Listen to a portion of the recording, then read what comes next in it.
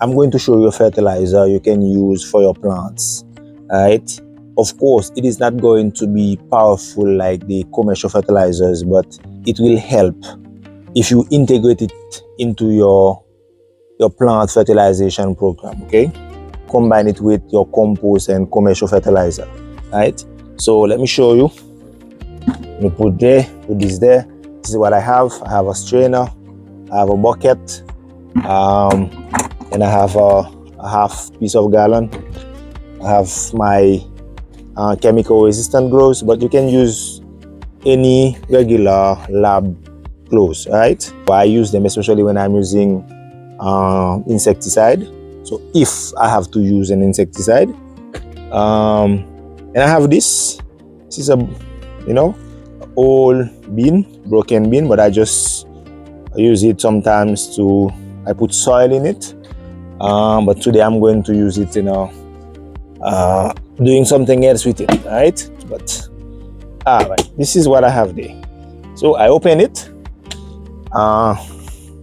Let me put this because it doesn't smell good. I will call it my mask. Let me show you what it is. This is it, guys. See? This is it.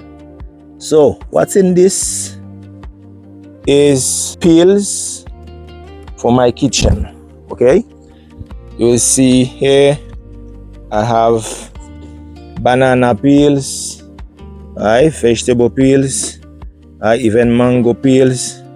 Okay, I hope the phone doesn't drop in it. You see banana, plantain peels, ripe plantain, right, it has cabbage. So what's in it is all these things. So what I'm going to do, I'm going to strain it and use it as fertilizer. What I do is the peels from the kitchen, I put them in this container and then put water. I don't put the water directly from the pipe because it has the chlorine or chlorine, whatever they call it. And because I have water in this blue tank over there, right? Because with time, the chlorine may be less, and I add to it, and I leave it for 3 days. It may be 4 days, right? So because at the time when I started, I may not have enough, and I put some more again the next day. So, and I cover it. I don't cover it 100%. Like I cover it, but still leave a little space for some aeration. And then after 3 days or 4 days, I strain it. Okay, you'll see I stir it already. All right, I stir it, and then I'm going to strain it. You'll see it even has string beans in it. Okay,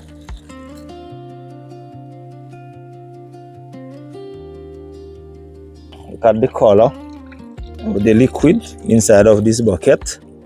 You can see, let me show you clearly. Okay,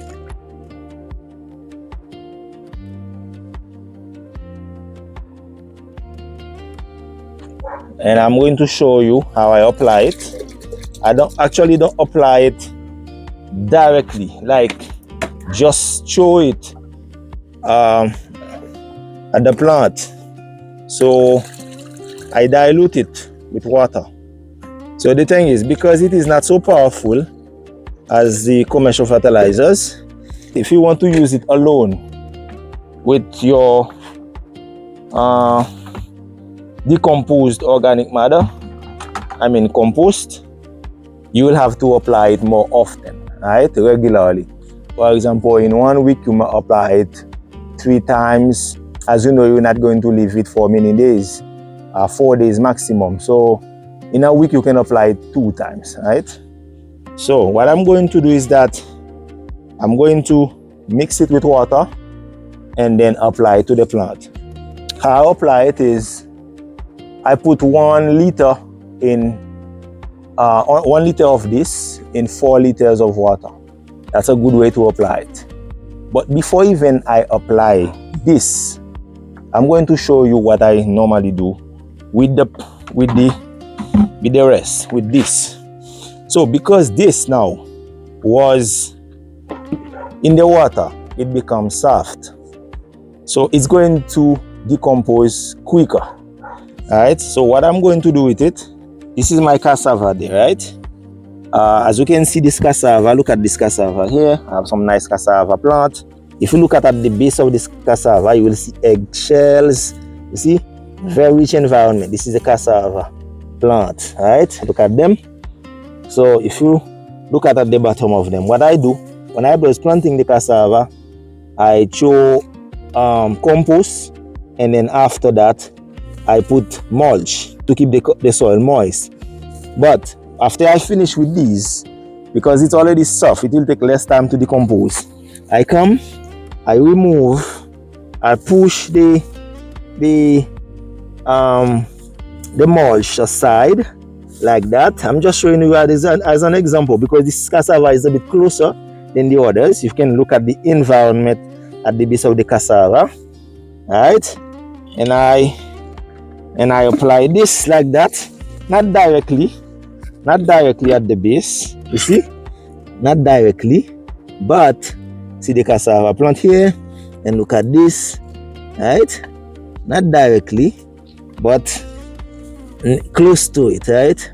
I don't touch it with it, right? So, and I cover it back with the mulch. It will stay there and decompose, right? And the cassava will use it. The cassava is already in a rich environment, but it will help. Remember, cassava take 9 months. I think there are varieties that take a little bit less than that, maybe 8 months, but generally 9 months. So this environment there, so I can do the same for the rest of for this plant as well. Okay, I just push it a little bit and then throw this, okay, and then cover it back, just not touch it with it. So the cassava now will enjoy it. So this is, and it's empty. This is just to show you what I normally do with the rest of the peels. Look at the final product, guys. Look at the fertilizer. So now look at this. So this is a 8 liter gallon. Let me show you. You can see it here. This is an 8 liter gallon. So what I do, I put it halfway, right?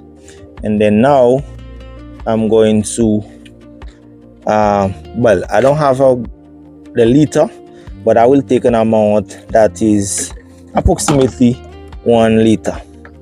Okay, I don't have the measurement. Okay, so I will take an amount that is approximately 1 liter. Okay, maybe a little bit more, but approximately 1 liter, and I add it to this. Okay, and let me put a little bit more, just a little. See, it's not gonna be exact.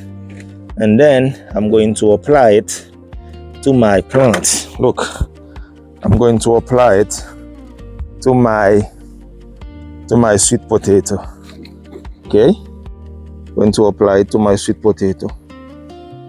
So it's going to do well to the sweet potato.